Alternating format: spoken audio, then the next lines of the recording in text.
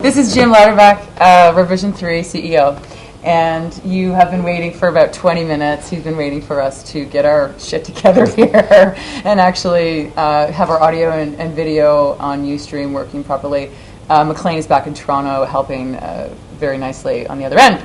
Anyhow, welcome to Banff. Cool, thank you. He just got in with his family. Just rolled in like about 21 minutes ago. Yeah. Thank you for coming. It's good to be here. And your wife and kid is here? Yep, my son and my wife are here. They hopefully are checking into the hotel and Great. Figuring out where the bowling alley is. Oh, good. I think it's underneath there. That's what I hear. Yeah. So, KK, you've been with Revision 3 for a year. Almost a year, yeah. And how's it going? It's going great. We've been doing a lot of tremendous stuff. We just launched 15th show, 16th show, I don't know. And great. You know, it's good. Yeah, we've been lining up a lot of good internet talent and doing great shows. Yeah. So, can we launch right into go ahead. The meet You just go. A couple of weeks ago? Yeah, oh, you mean when we got shut down? Yeah, what happened? So, we started back in 2005, and when we started sending our shows out, we started doing it on BitTorrent, you know, because it was cheap, and we had, the company had no money. And we've been doing it ever since. We've been rolling shows out on BitTorrent, and one of the things you need to roll stuff out on BitTorrent is something called a tracking server. It's like an index, like a search engine that says where are those pieces of the file and who can find them, you know, because it's peer-to-peer. And there's this other company, Media Defender, and their job is they work with the RIAA or various different, Warner Brothers music record companies. And what they do is they try and keep people from getting copyrighted music or movies via BitTorrent they basically create fake versions of the files and seed them out to the BitTorrent network. They were using our BitTorrent network to do that. Yeah. So one of our forum members, actually a Canadian forum member, found out that people were using our BitTorrent server for more than just our shows, and they're like, you guys should shut this down. We had it shut down. We had it opened up because the software wasn't working. We found a piece of software, and then we shut it down again. So we put in a whitelist so that only our files would be served by that tracking server. At that point, this company, Media Defender, that has like 2,000, denial of service attack on us. A SYN flood, boom, boom, boom, boom, boom, 8,000 packets a second, took us down. Why do you think they attacked you? And you're using It was an automated script because it was a holiday weekend in the U.S. So and this is on a Saturday, and I think they attacked us because they had that old media bias, not understanding that somebody could actually use BitTorrent for real legitimate purposes to distribute real legitimate media, and because we shut them off, I think their attitude was, well, you must be a criminal and you shut us off, so we're not going to let anybody use your server. Don't they know that you use you're just using BitTorrent for your own content? Like, don't they? Well, no, but they do now. Clearly. It's really that shoot first, ask questions later, guilty until proven innocent that I have a real issue with. So the good part about it is that, well, a couple good things. First of all, Media Defender, the company, whatever you may think of them, they did say that in the future they would actually try and contact people before trying to shoot them. That'd be a good idea. Which I think is a really good idea. I guess they've been conditioned, though, just like you're saying. They're just ready to kill. They're not a much loved company.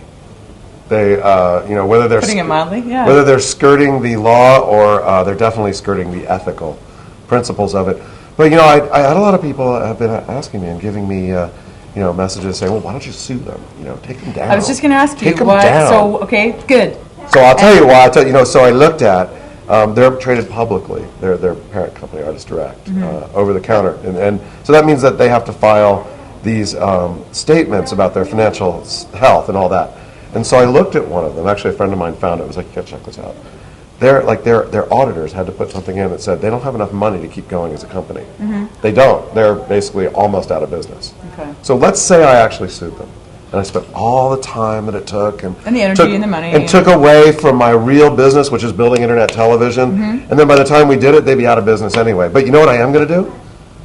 I'm calculating up how much money we lost by not being able to serve our programming over the course of those 3 days. It's definitely in the tens of thousands of dollars. I'm going to send them an invoice. Okay. And I want to get on their, I want to get the invoice in their system and, as a liability, so that when they do go bankrupt, I'll be able to go and at least, grab some of their Aeron shares or something.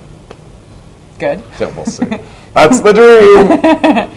We've just lost we're actually filming right here as well. No, that's cool. No, I know. Hey, you know what? Well, I'll try to go back online because we've got some people that are viewing online because we promoted it a bit and throughout the day today. So I wanted to just try to connect and try to get people to ask questions. Well, you know what? I should Twitter it too. Yeah, you should. I should. Wait. You know Get your what? phone out. Use this opportunity. This is a TSN timeout. No, I'm just going to bring. You're right. I can do it on my mobile, but I can also do it on my computer. Okay. I'll be right over. Okay. Don't go anywhere. I won't. And you can see that I am the one person. We're back. I'm the one person in my whole company that doesn't use a PC. See, I have a Mac. I mean, I don't use a Mac. I have a PC. Yeah, I was going to say, that didn't look like No, I know. Mac. See, it's red. See, it's red. Red. Blasphemy. Dell did not pay me to do that. Yeah. So we've got levels. We see ourselves. It's recording. So Cool. at least we've got the backup. It looks good. I don't think it's streaming here. Is it me? Did the feed just drop? Yes, but we are still here. We're still here. We're still alive. Trying to record. Okay, so we'll just continue. Okay, sounds good. Philip, can you make sure that this actual is recording? If it's not, we can pick it up. Is this have a red light? Well, it looks like you're back. And we're back. Yeah. We're back. And we're back. Sorry about that, internet. So you were just chatting about not suing. Yeah, I'm not going to sue them because they have no money and they're about to go out of business. But what I am going to do is, as we said, I'm going to send them an invoice so that when they do go out of business, I'll be able to pick up some of their chairs or something. Because they got to have those good air-on chairs, right? Yeah. They're a startup. They must have some good office furniture. So he's just logging on to his own stuff. He's going to be Twittering and whatnot. So I figure I might as well send a Twitter if I'm doing this. Why not? Seeing as Ustream is crapping out on us anyway. So it may not be Ustream. I think it's a local thing going on here. Yeah, we are in the mountains of Canada. This is true. And maybe they're running big fat pipes on the what is it? The Inter Canadian Railway? What's it called? Cross Canada Railway? CN? What's that thing? No. Well, the Rocky Mountain. They got that railway that runs right over there. Nice. Well, if you got a rail, Yeah. you can put big fiber along the rail lines. That's probably what they do. So we should have a lot of Some bandwidth fiber here. optic. Yeah. Because it's right down there. Not so much. Not so much. Can we chat wish. about the mainstream media in the U.S. Democratic primaries for a sec? Sure. Just for a sec? So do you Not see sure I know anything about it, the but- criticism of the role of the mainstream media? No. I'm not really very political. Interesting. Okay, let's talk about that. I don't really watch a lot of mainstream media and politics. Are you okay? So that kind of answers my question. That would be something that would you see as an opportunity for Revision 3? No, you know what? And this is it's actually a good question, and it may be because my bias, because I'm really not that. It was a question from McLean, actually, in Toronto. But it's a good question for us. We're not going to be doing any political sort of shows because it's like a 4-year thing. You get it going, and everybody starts watching. All of a sudden, the election stops, and then nobody watches anymore. Well, but don't you think? But don't you think the primaries was this? I mean, we're in Canada. We can't even vote, for God's sake, and we're glued to Super Tuesday. Oh, it was very exciting. Yeah. I was too. So, but I think McLean wants to know: is it Barack or McCain? Barack or McCain. Or was it Barack or Hillary? Did you have an opinion? Do you? Actually, there's actually a funny story about that. So, my old PR agency. This is not why they're our old PR agency, but they set me up with this interview. And somebody wanted to know who I was for, and this is way back in the primary. I was like, I like Barack. Barack's great. That's on. And then my chairman of the board was like, you're not supposed to be telling people your political affiliations. That's really, really bad. And I'm like, your PR agency asked me to do it. So, my feeling is that that whoever it is, it's going to be better than what we have. True. How's that? True. Good. Fine. That's fine. But you've been offline all day today, I gather, because you've been traveling. A little bit. To Calgary. Well, I was online in the morning, and then. So Heavy.com just laid off 20% of its staff. I saw that. Yeah. Okay. So what is the investment climate going on? So here's what I think is going on. Okay. There are a lot of companies out there that have built video aggregators, and we work with all of them because we want to get our shows out on all of them. YouTube is kind of the one. And if you can't really create a real alternative to YouTube and convince people that you really are something different, you're going to have trouble. I think Break is realizing that. I think you're seeing Vio is having some issues too. I know they're trying to raise more money. Maybe they just did raise more money. But there's certainly, some of the smaller video aggregators are all out there trying to, figure out how to get to the next level. And I think that's what some of this is too. Yeah. Yeah. It's more important, I think, and this is why we're in a good position. They're aggregating content that other people create. We create our own 15 shows. We own the relationship with the viewer. We Yes. have that. Yeah. I mean, it's a trust thing. It's a two-way thing, but we have that, and they don't. They're beholden to people like us to deliver that, and I think that's hard, especially if you're not YouTube. Right.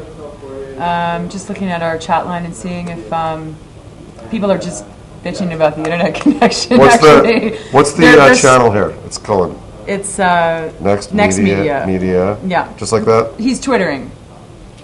Just like that. Let's just see. So nextMEDIA. So you've never been. I've never been, and I've never been to Banff. There, I just put that Privy? on Twitter. I'm putting my Twitter down. Good. Because I don't want to get distracted. I don't want to be like some people who sit there and Twitter while they do things. And You just did.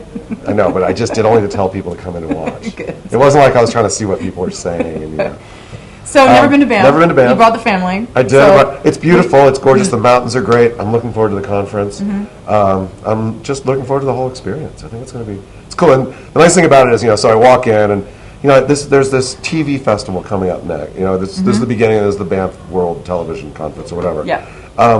But I didn't know what to expect. I thought it'd be like all these, old, like fuddy-duddy guys, been making TV for 30 years. The first thing I see is you guys, we got the Facebook T-shirts on and the South by Southwest and the Xbox 360 and the Wii, and I'm like, oh yeah, this is going to be a cool conference. I'm all over it.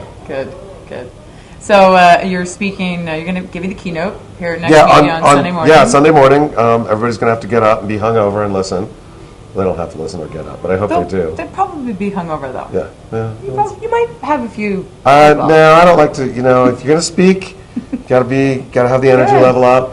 Okay, So it'll be fun. so all of this under the what do they call that, the under the bridge, water under the bridge kind of a, let's move on from the hackathon that happened a few Oh years yeah, ago. from the denial. And Well, it's over you're not anyway. going to sue, and you're going to No, invoice no, them out the air. Yeah, and it's over, and they know we're here, and they're not going to do it again, and that's all I really want. So now what?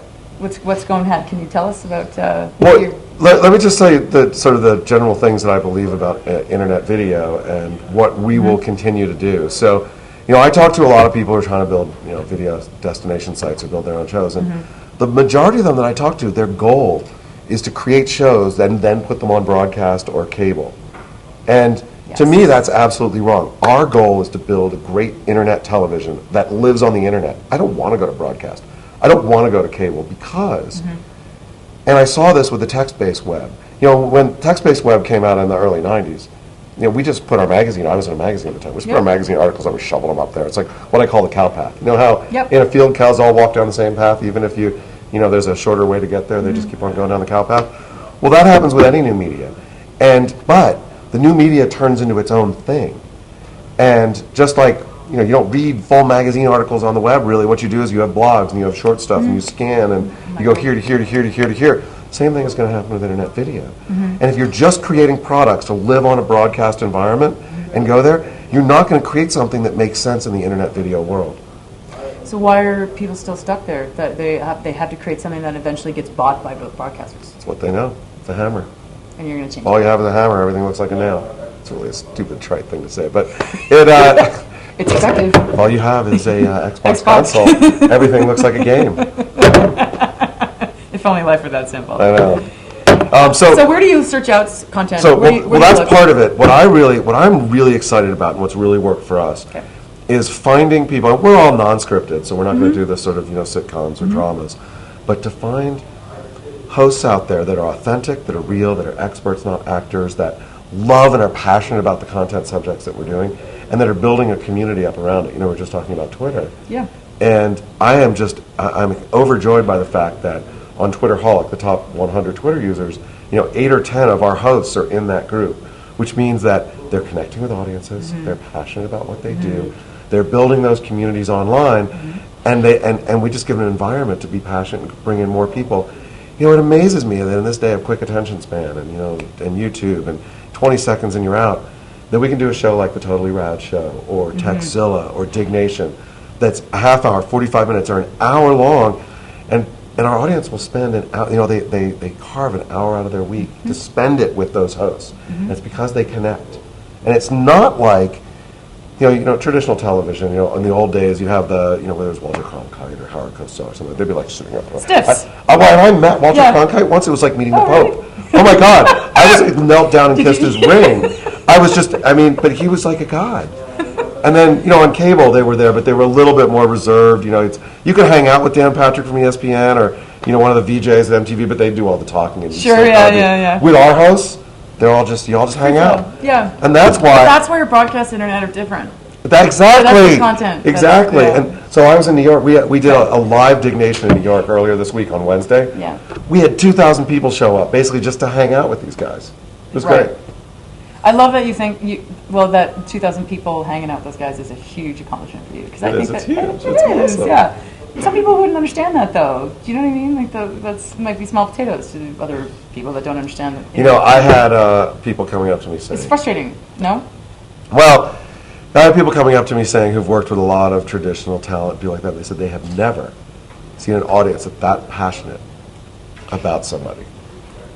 Right. That passionate about someone that they enjoy, as in media, who they enjoy spending time with. And I thought that was really good. Yeah. That's the validating part, is that they have so much passion and love for these hosts, because they're so authentic and real, and they just want to hang out with them. You think that's the only content that will survive on the internet? Those types. You know what? I'm not smart enough to know. What I do know is that Really? please, we're in the first inning. In the beginning of what's going to be a very long evolution. It took the text-based web 15 years. It's going to take online video 15 years to figure out what it really is. And we're going to look, and this is why we're doing lots of different things, because we're going to look 5 years from now. I'm going to look back and be like, wow, a lot of the stuff we did 5 years ago is really stupid. But it was those 2 or 3 things we did that was really smart. We just don't know which ones they are right now, or if we're even doing them yet. We've got a couple of questions here. So you're very engaging. Good. Are you a morning person? Yeah. So, And what's a morning person and a to night you? person. Do you ever sleep? Oh yeah. Okay, so Yeah, I sleep from. give us a day in the life of.